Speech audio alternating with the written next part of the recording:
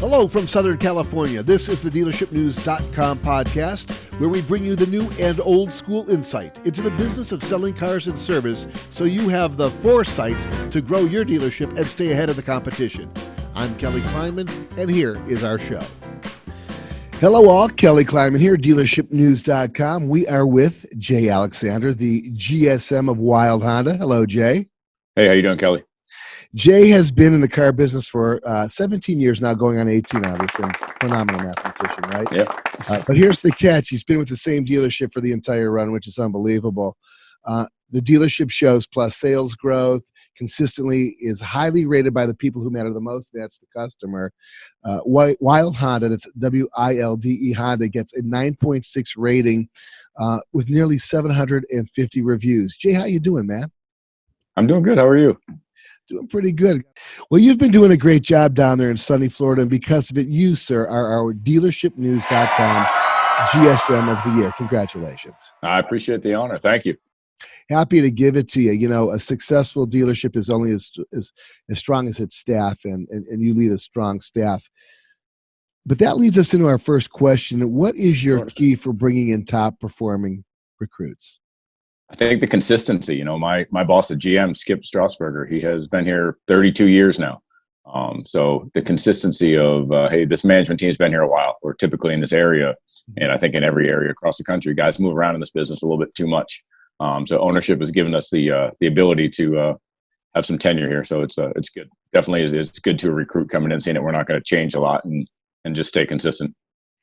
What is the key to recruiting? Is there a specific method to the interview? Is there a certain company that you go through to find that talent? How do you vet it, and what do you look for? We look for somebody that's stable, obviously. Somebody that's got some, not necessarily a lot of car experience. We like to grow our own a little bit here and bring them up through that way. We want somebody that their family's important to them, and their outside of work is important. Here at Wilde Honda, your outside work is just as important as your inside work, right? We don't want it to be all about, we don't want it to be all about just the car business, right? We want you to be happy to come to work and come to work for a purpose. Yeah, I totally understand that. Finding talent and then developing talent that doesn't have a bad habit, because there's so many bad habits that are out there, right? Yeah, oh yeah, for sure. But now there's something out there called digital retailing, and on some levels, talent doesn't necessarily matter anymore. People don't want to have any kind of face-to-face interaction with salespeople these days. What's your take on digital retailing in your market, and how do you see it affecting performance at Wilde Honda? I think it still comes down to the relationship, right? You can have, unless it's a super specific pre-owned car, I think it's still the relationship matters. I think you still need to have a salesperson. The game has changed quite a bit. The customer can get all their information, and you have to provide everything up front, which is fine. But the relationship still matters, and the way that you treat somebody still matters. Are you using a digital retailing solution? If so, what kind of results are you seeing? We are. It's mixed bag, to be honest with you. We get some people that really like it. Some people don't. We use it in the showroom sometimes. It's just every customer is different, as you know, Kelly. So it's every situation is different. It's good to have it on there. It allows us to price the way that we need to, and to show the customer all the data that's real time. But I would say that it's not for everyone. Have you been able to determine what the percentage of sales is with a A to Z digital retailing experience? I go on the website. I don't even talk to a salesperson. I just order the vehicle, come in, maybe I test drive it. What percentage of sales is that particular solution for Wilde?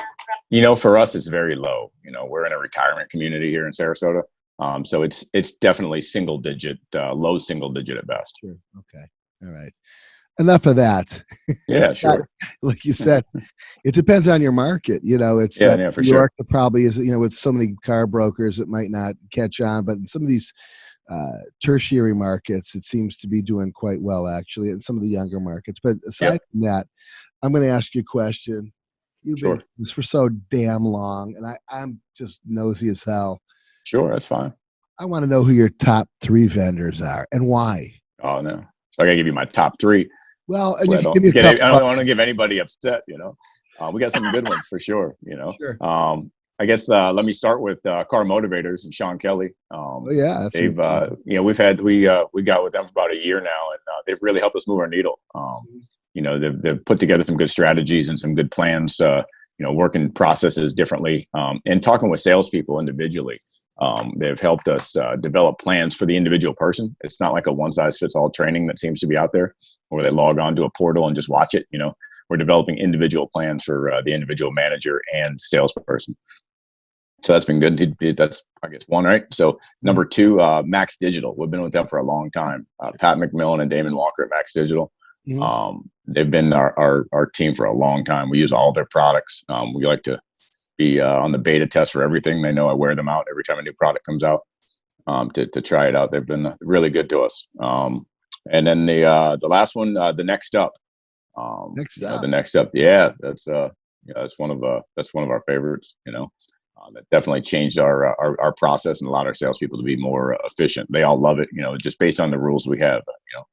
It really works out well for them. Now, for those of you who think that Dealership News may have rigged the deck for our vendors of the year, you mentioned actually 3 of them. Oddly enough, right? Max didn't know about it yet, but I believe I have them up there. But Sean, Man of the Year, and then the Next Up, Clint Burns. I just got off the phone with him. The shirt I was wearing yesterday came from them. No, he didn't pay me off for the shirt to become, but they do such a good job, and it's so they really do. Yeah.